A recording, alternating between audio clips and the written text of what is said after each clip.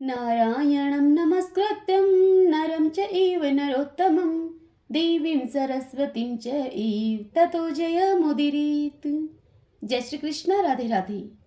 कार्तिक मास महात्म्य पद्म पुराण से वर्णित छठा अध्याय सुनेंगे आज के अध्याय की इस कथा में हम सब कार्तिक महात्म्य के प्रसंग में राजा चोल और विष्णुदास की कथा को सुनेंगे। सब बोलिए विष्णु भगवान की जय। ओम नमो भगवते वासुदेवाय। नारद जी राजा पृथु से कहते हैं, हे राजन, इस प्रकार विष्णु पार्षदों के वचन सुनकर धर्मदत्त को बड़ा ही आश्चर्य हुआ। वे उन्हें साष्टांग प्रणाम करके उनसे बोले कि प्राय सभी लोग भक्तों का कष्ट दूर करने के लिए श्री विष्णु की दान, यज्ञ, व्रत, तीर्थ सेवन और तपस्याओं के द्वारा विधि पूर्वक आराधना करते हैं। उन समस्त साधनों में कौन सा ऐसा साधन है जो कि श्री विष्णु भगवान को प्रीतिकारक तथा उनके सामीप्य की प्राप्ति कराने वाला है? किस साधन का अनुष्ठान करने से उपयुक्त सभी साधनों का अनुष्ठान स्वतः हो जाता है? तब दोनों पार्षदों ने कहा कि हे ब्राह्मण, तुमने बहुत उत्तम बात पूछी है।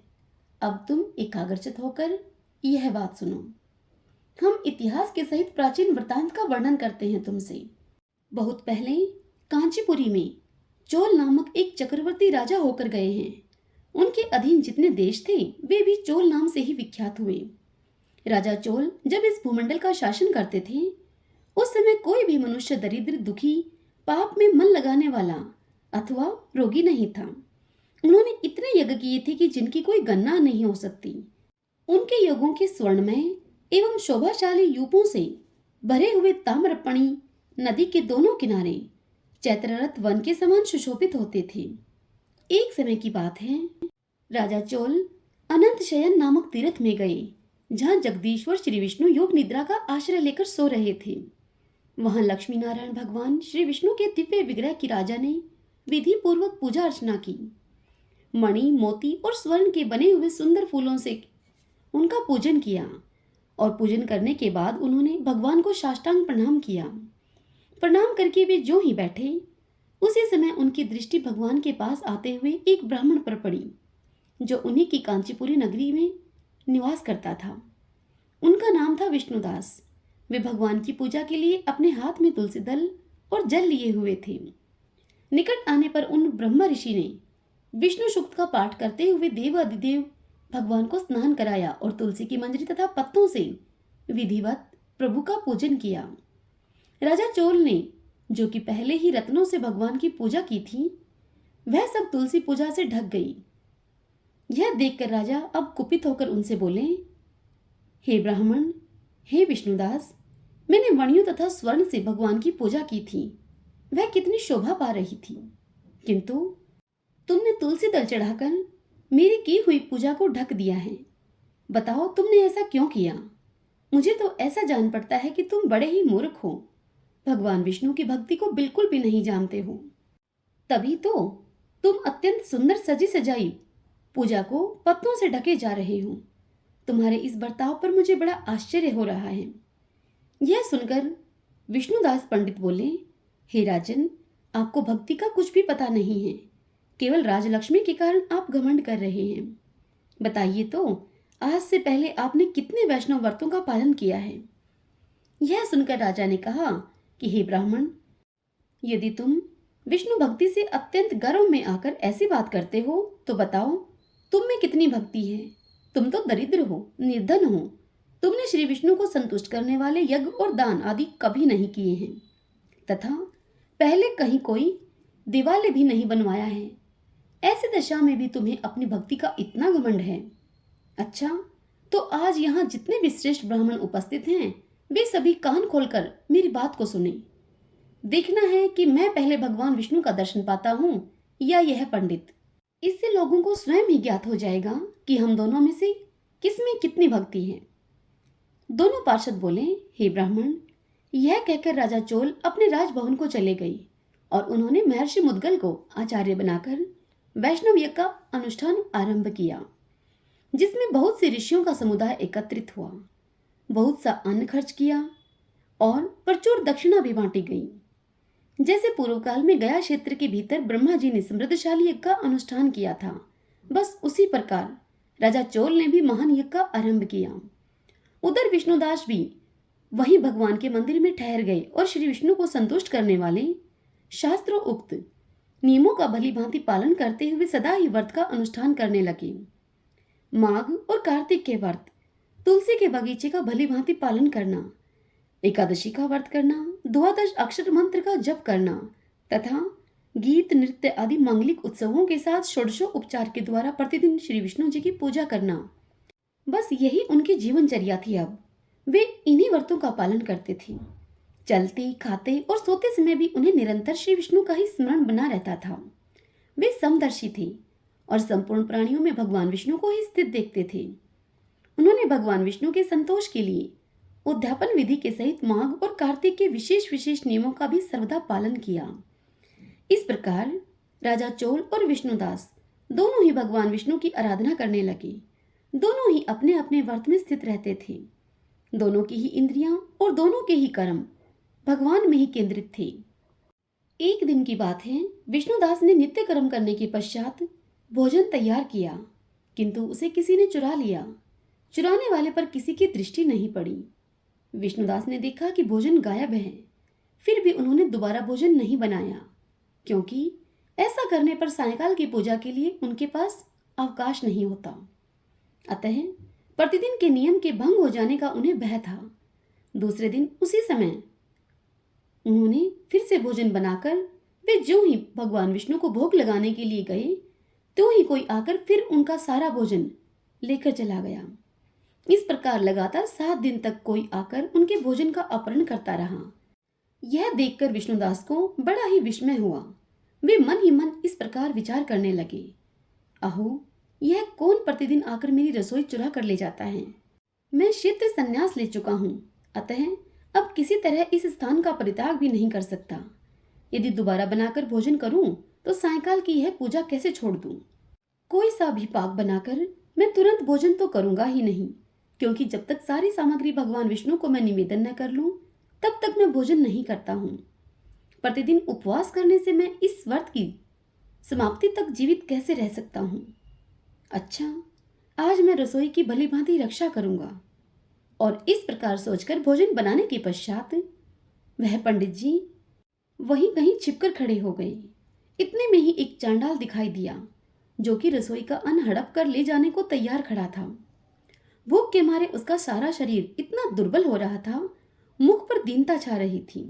शरीर में हाड़ और चाम के सिवा और कुछ भी बाकी नहीं बचा था।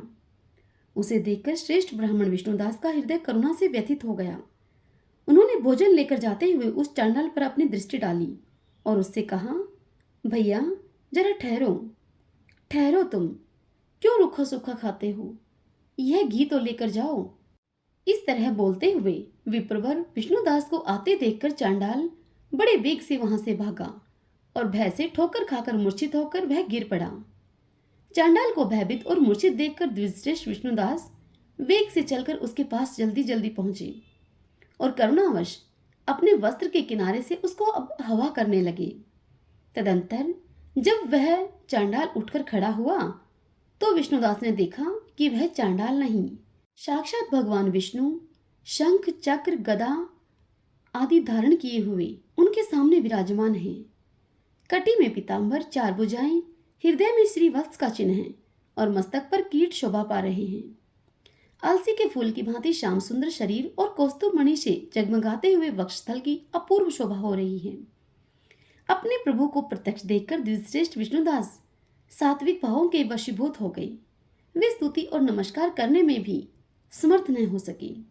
उस समय वहां इंद्र आदि देवता भी आ पहुंचे। गंधर्व और अप्सराएं गाने और नाचने लगी। वह स्थान सैकड़ों विमानों से भर गया और देव ऋषियों के समुदाय से सुशोभित होने लगा। अब चारों ओर गीत और वादों की ध्वनि छा गई।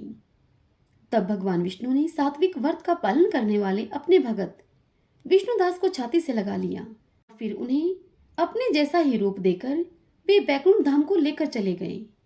उस समय यज्ञ में दीक्षित हुए राजा चोल ने देखा कि विष्णुदास एक सुंदर विमान में बैठकर भगवान विष्णु के समीप जा रहे हैं। विष्णुदास को बैकुंठ धाम में जाते हुए देखकर राजा ने तुरंत ही अपने गुरु महर्षि मुद्गल को बुलाया और उन्हें इस प्रकार कहना आरंभ किया। राजा चोल ने अपने गुरु से कहा, हे गुरुवर, जिसके साथ लाग डांट होने के कारण मैंने यह यज्ञदान आदि कर्म का अनुष्ठान किया है, वह ब्राह्मण आज भगवान विष्णु का रूप धारण करके मुझसे पहले ही बैकुंठ धाम में जा रहा है।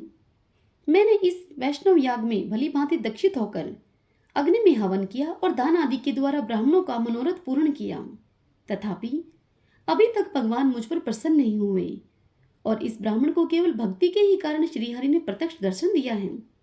अतः जान पड़ता है कि भगवान विष्णु केवल दान और यज्ञों से प्रसन्न नहीं होते, उन प्रभु का दर्शन कराने में भक्ति ही प्रधान और प्रमुख कारण है। दोनों पार्षद कहते हैं कि इस प्रकार कहकर राजा ने अपने भांजे को राज्य सिंहासन पर अभिषिक्त कर दिया। वे बचपन से ही यज्ञ की दीक्षा लेकर उसी में संलग्न रहते थे, इसलिए उन्हें कोई पुत्र नहीं हुआ। यही कारण है कि उस देश में अब तक भांजे ही सदा राज्य के उत्तराधिकारी होते हैं। वे सब के सब राजा चोल के द्वारा स्थापित आचार का ही पालन करते हैं। भांजे को राज्य देने के पश्चात राजा यज्ञशाला में गए और यज्ञ कुंड के सामने खड़े होकर श्री विष्णु को संबोधित करते हुए 3 बार उच्च स्वर से निम्नांकित वचन बोले। राजा ने कहा, भगवान विष्णु, आप मुझे मन, वाणी, शरीर और क्रिया के द्वारा स्थिर भक्ति प्रदान कीजिए। इस प्रकार वे सबके देखते ही देखते अग्नि में कूद पड़े। उस समय मुद्गल मुनि ने क्रोध में आकर अपनी शिखा उखाड़ डाली। तभी से आज तक उस गोत्र में उत्पन्न होने वाले समस्त मुद्गल ब्राह्मण बिना शिखा के ही रहते हैं। राजा जो ही अग्निकुंड में कूदे, उसी समय भक्त वत्सल भगवान विष्णु प्रकट हो गए और उन्होंने राजा को अपनी छाती से लगाकर एक श्रेष्ठ विमान पर बिठाया। फिर अपने ही समान रूप देकर उन देवेश्वर ने देवताओं के सहित बैकुंठ धाम को प्रस्थान किया। उक्त दोनों भक्तों में जो विष्णुदास थे, वे तो पुण्यशील नाम से प्रसिद्ध भगवान के पार्षद हुए, तथा जो राजा चोल थे, उनका नाम सुशील हुआ। हम वे ही दोनों हैं। लक्ष्मी जी के प्रीतम श्रीहरि ने हमें अपने समान रूप देकर अपना द्वारपाल बना लिया है। इसलिए हे धर्मज्ञ ब्राह्मण, तुम भी सदा भगवान विष्णु के व्रत में स्थित रहो। मात्सर्य और दम्भ का परित्याग करके सर्वत्र सम्मान दृष्टि डालो। तुला, मकर और मेष की संक्रांति में सदा प्रातः काल स्नान किया करो। एकादशी के व्रत में लगे रहो और तुलसी वन की रक्षा करते रहो। ब्राह्मणों, गौओं और वैष्णवों की सदा सेवा किया करो। मसूर, कांजी और बैंगन खाना छोड़ दो। धर्मदत्त, ऐसा करने से तुम भी शरीर का अंत होने पर श्री विष्णु के परम पद को प्राप्त करोगे। जैसे हम लोगों ने भगवान की भक्ति से ही उन्हें पाया है, उसी प्रकार तुम भी उन्हें प्राप्त कर लोगे। तुमने जन्म से लेकर अब तक जो श्री विष्णु को संतुष्ट करने वाला यह व्रत किया है, इससे यज्ञ, दान और तीर्थ भी बड़े नहीं हैं। हे विप्रवर, तुम धन्य हो, क्योंकि तुमने जगत गुरु भगवान श्री विष्णु को प्रसन्न करने वाले इस व्रत का अनुष्ठान किया है, जिसके एक भाग का पुण्य पाकर ही प्रेत योनि में पड़ी हुई कलह मुक्त हो गई। अब हम लोग इसे भगवान विष्णु के लोक में लेकर जा रहे हैं। नारद जी कहते हैं कि हे राजा प्रथु, इस प्रकार विमान पर बैठे हुए विष्णु के दूतों ने धर्मदत्त को उपदेश देकर कलह के साथ बैकुंठ धाम की ओर यात्रा की। तत्पश्चात धर्मदत्त भी पूर्ण विश्वास के साथ उस व्रत में लगे रहे और शरीर का अंत होने पर अपनी दोनों पत्नियों के सहित वे भगवान के परम धाम को चले गए। जो पुरुष इस प्राचीन इतिहास को सुनता और सुनाता है, वह मनुष्य जगत गुरु भगवान की कृपा से उनका सानिध्य प्राप्त कराने वाली उत्तम गति पाता है। हरि ओम तत्सत। गोविंदे गोविंदे हरे मुरारी, गोविंदे गोविंदे मुकुंद कृष्ण, गोविंदे गोविंदे रथांग पाणी, गोविंदे दामोदर माधवेति। ओम नमो भगवते वासुदेवाय।